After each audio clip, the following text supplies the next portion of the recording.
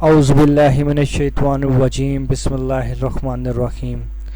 بہنوں اور بھائیوں، امید رکھتا ہوں آپ سب خیریت سے ہوں گے۔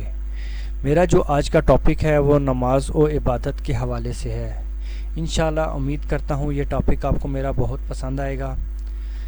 جو لوگ نماز نہیں پڑھتے، اگر یہ وہ ٹاپک میرا سنیں گے تو انشاءاللہ وہ 5 وقت کی نماز پڑھیں گے اور ان کو نماز میں پڑھنے کا بھی مزہ آئے گا۔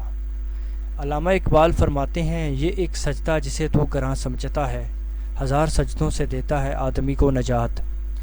اسلام میں عبادت سے عام مراد نماز ہی ہے۔ 5 وقت تو فرض ہے، باقی نفلی نمازیں بھی ہوتی ہیں۔ اس کے علاوہ قرآن پاک پڑھنے کو بھی آپ عبادت میں لیں گے۔ اللہ کو یاد کرنا کسی حالت میں بھی ہو عبادت کے زمرے میں آتا ہے۔ حدیث پاک میں ہے کہ نماز مومنین کی معراج ہے۔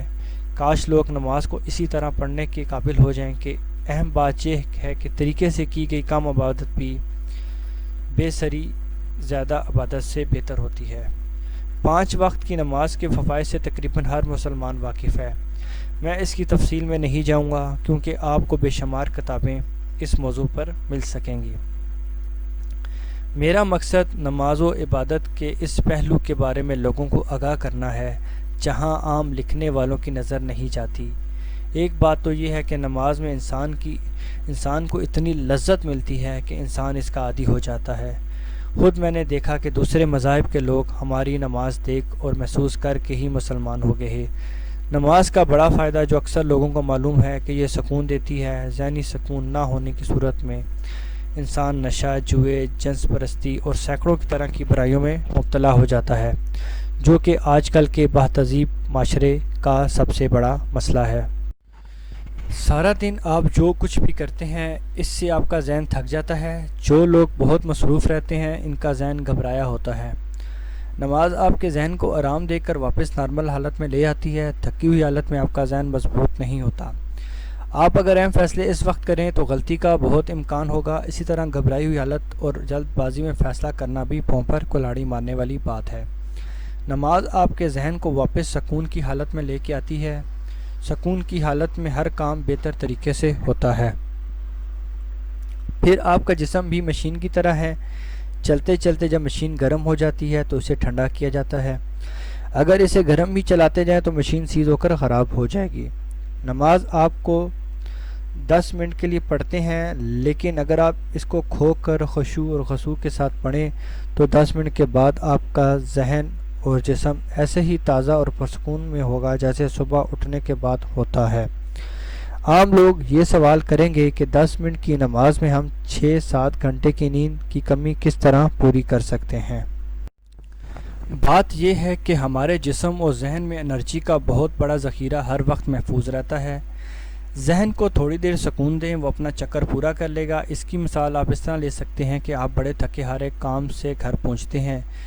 اسی وقت آپ خود اٹھ کر پانی پینے کے روادار بھی نہیں رہتے، صوفے پر زندہ لاش بن کے پڑے ہوئے ہیں۔ اچانک ٹیلی فون کی گھنٹی بجتی ہے، آپ نہ چاہتے ہوئے بھی فون اٹھا لیتے ہیں کہ یہ کون اس وقت بے آرام کرنے کے لیے مجھے فون کر رہا ہے، لیکن دوسری طرف سے آپ کا بچپن کا دوست بول رہا ہے، آپ اس سے لمبا عرصہ ہوا ہے دوسرے شہر میں رہنے کی وجہ سے نہیں ملے۔ وہ آپ کو بتاتا ہے کہ وہ آپ سے ملنے آپ کے گھر آ رہا ہے۔ سنتے ہی آپ چھلانگ مار کر اٹھتے ہیں، اس کا فون مختصر کر کے کہتے ہیں کہ فوراً پہنچوں۔ فون بند کر کے آپ واپس سوفر پر جا بیٹھتے ہیں اور بہت خوش ہوتے ہیں۔ اسی وقت آپ کی تھکن کہاں گئی؟ کھو کر نماز پڑھنے سے یہی ہوتا ہے۔ اگر نماز میں بھی آپ کا دھیان اپنے کھلے ہوئے کٹے بھینس کے بچھڑے کی طرف رہا تو پھر فائدہ بہت کم ہوگا۔ کام کاج اور سوچ و بچار سے دماغ میں خون کا دباؤ کم ہو جاتا ہے اور کمزوری محسوس ہونے لگتی ہے۔ نماز سے آپ کے دماغ کو جتنا خون درکار ہوتا ہے، رکوع اور سجدے کی صورت میں سر جھکانے سے پہنچ جاتا ہے۔ اگر کوئی اسی کام کے لیے سر کے بل کھڑا ہوتا ہے تو وہ اپنے دماغ کی نازک رگوں کو نقصان پہنچا سکتا ہے۔ دماغ کو صرف اتنا ہی خون ضرورت ہے جو سجدے کی صورت میں مل جاتا ہے۔ دماغ کی نسیں بہت ہی حساس اور نازک ہوتی ہیں، سر کے بل کھڑے ہونے سے ان کو نقصان پہنچ سکتا ہے۔ جب انسان سارا دن دماغ سے کام لیتا ہے اور اسے آرام نہیں دیتا تو آہستہ آہستہ اس کا ذہنی توانائی کم ہونے لگ پڑتی ہے۔ چنانچہ کچھ دیر کے بعد وہ پہلے سے کم توانائی اور ذہنی طاقت کا مالک ہوگا۔ اس لیے دماغ کو آرام دینا ضروری ہے، ورنہ انسان جلد بوڑھا بھی ہو سکتا ہے۔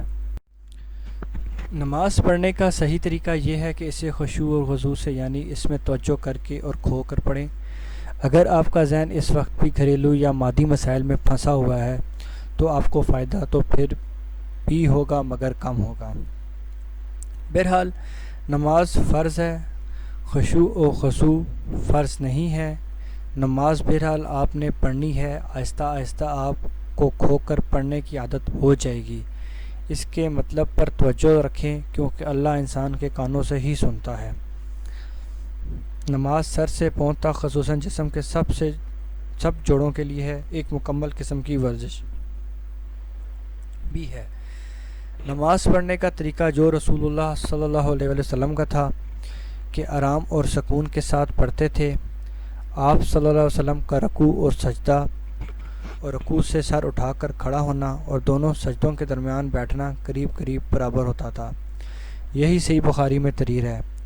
عبادت میں دھیان رکھ کے جو بھی پڑھیں منہ سے ہی پڑھیں، بجائے منہ کے آپ کے دل یا دماغ سے اس کا کام لیا تو خواہ مخواہ محنت کرنی پڑتی ہے۔ صرف ایک آدھا مخصوص چھوٹا ورد جیسے لا الہ الا اللہ یا اللہ وغیرہ کچھ عرصہ پڑھتے رہیں تو یہ انسان کا اندر بھی پڑھنے لگ پڑتا ہے، جسے صوفیہ قلب جاری کہتے ہیں۔ لیکن لمبی عبادت منہ سے ہی پڑھیں۔ اسلام کی روحانیت میں ذکر کی بھی خاصی اہمیت ہے۔ سالک اس میں اکثر لا الہ الا اللہ کا ذکر کرتے ہیں اور اس کی ضرب دل پر مارتے ہیں۔ ان کے یقین کے مطابق ایسا کرنے سے انسان کے وہ لطفیات جہاں ضرب ماری جاتی ہے بیدار ہو جاتے ہیں۔ میرے اپنے خیال میں صرف ورد سے بھی وہی کام لیا جا سکتا ہے۔ بات خود کو یقین دلانے کی ہے، گو بہت جوش و خروش کے ساتھ کیا گیا ذکر سالک پر قوالی کے سے اثرات طاری کر سکتا ہے۔ نفلی عبادتوں میں تہجد اہم ترین عبادت شمار ہوتی ہے۔ سائنسدانوں کی تحقیق میں معلوم ہوا کہ رات کے کچھ حصے میں انسان کے دماغ کے سیل بہت بہتر طریقے سے کام کرتے ہیں۔ اس وقت کی گئی عبادت کا اثر باقی وقتوں سے زیادہ ہوتا ہے۔ یہ وقت رات کے 2 سے 3 بجے کے قریب ہوتا ہے۔ اسی وجہ سے سالکوں کو تہجد کا بتایا جاتا ہے۔ آپ نماز کے علاوہ باقی دن بھی کوئی ورد کر سکتے ہیں۔ روحانیت میں یہ ورد بہت مددگار ثابت ہوتا ہے۔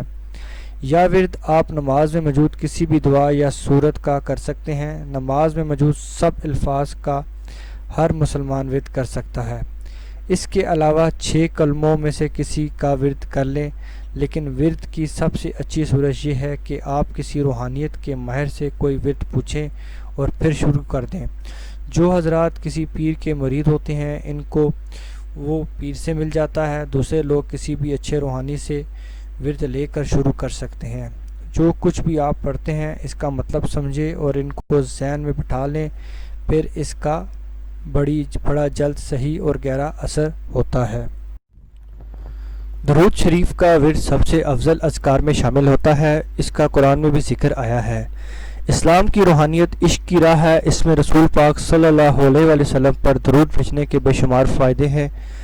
درود شریف خود میرے مستقل ذکر میں بھی شامل ہے۔ درود شریف میں بیک وقت 2 فائدے ہیں، اس میں اللہ کا نام بھی آتا ہے اور رسول پاک کا بھی۔ مسلمانوں کے لیے درود ابراہیم سب سے بہتر درود شریف شمار ہوتا ہے۔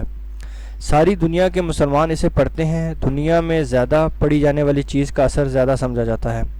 ورد میں یہ بات یاد رکھیں، جس نیت سے وہ پڑھا جاتا ہے یا اس میں ہی خصوصی مددگار ثابت ہوتا ہے۔